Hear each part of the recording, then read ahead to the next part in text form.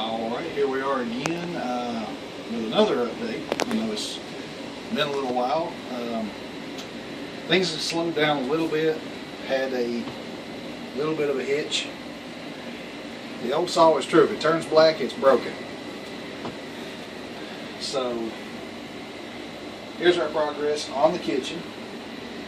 You can see that well, we've got curtains up. Curtains help a lot with keeping the temperature down in the afternoon.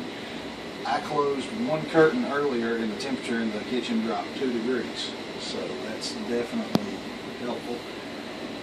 Got some of the things arranged. Still no cabinet doors put up. The hardware is still soaking in the crock pot because I've never taken it out. It probably has gotten very interesting by now. You can see this area right here. This is open shelving. And what we're trying to do here is, the space is so compact and limited in this smaller house that we're trying to make decor and function out of the same space. So that our dishes, which we like, Jessica especially likes the vintage Pyrex, our dishes have to function as both dishes as well as decor to account for their space. They have to earn their space. Same thing over here on the shelving that we built. We've taken some of the foods that have a little more color to them and just put them in mason jars. So that works out pretty nice. You can see the kitchen's still coming along, still have the stove issue to solve, and the cabinet doors. Those are the two main things for the kitchen. Of course, we're going to address the light fixture at some point. Dining room. Dining room has gotten cleared up quite a bit. Have our little vintage dinette set. This is actually the table that my wife's grandmother set up housekeeping with. Little chrome leg for Micah top table, and some metal and plastic chairs. I'm guessing from the early to mid 80s that we found at Goodwill for about $6 a piece. Real sturdy, very comfortable, even for somebody my size, surprisingly enough. We've added storage over the washer and dryer laundry area. I did finally deal with a lot of the exposed electrical over there. That's all covered up finally. You can't have enough storage in a small place like this, but you want it to be as unobtrusive as possible. This is all going to be hidden behind a set of bifold doors eventually. And I'm going to wrestle little into the living room so you can take a look at it.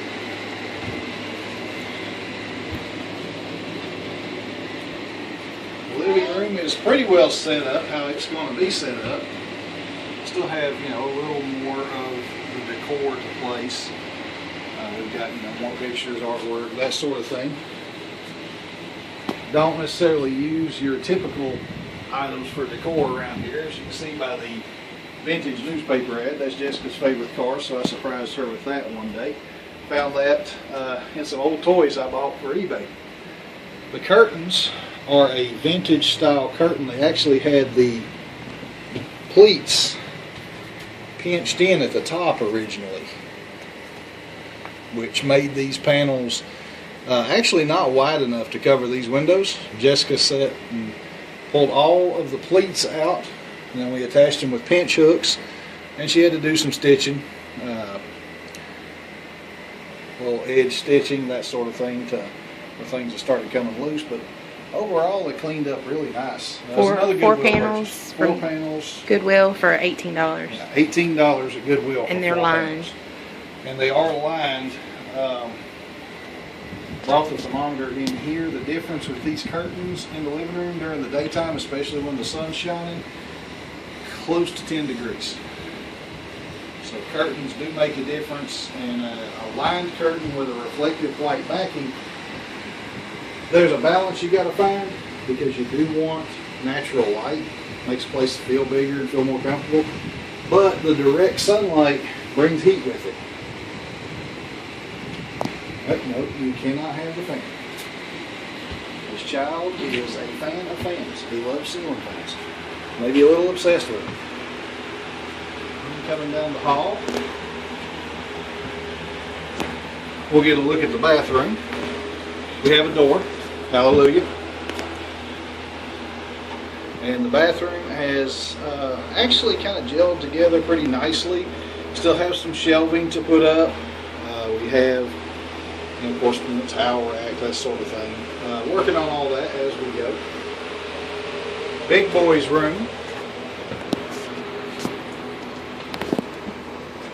Big boy is still unpacking. His windows are covered with some temporary coverings. Still got some boxes sitting around. Bulletin board will be mounted on the wall over his desk. And you can see his poster he picked out when we went to the High Museum. He does want to paint G.I. Joe characters on his wall, which I think is actually pretty awesome. As a child of the 80s myself.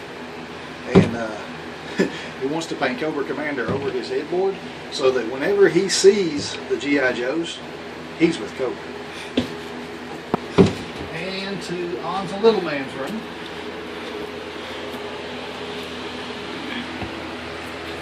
Okay, Lil. Tell them about your room. So this is my room. You just got eyes for the fan. And his favorite poster over his bed. Big Brother's artwork. And as you can see, it's coming together some more too. Got more stuff on the wall. Still don't have curtains in here, but we do have blinds. Nice little setup for the twin bed. He loves trucks. They're his favorite thing in the world. So we've got trucks all over everything. And then there's Roscoe, thanks to Big Brother, Big Bear. It's really about all there is to see in here right now. This closet, it's got some stuff in it right now, but that's where we're going to try to make a compact office so that when you open the door, you can just sit down at a little desk, set up the laptop, print, that sort of thing. And then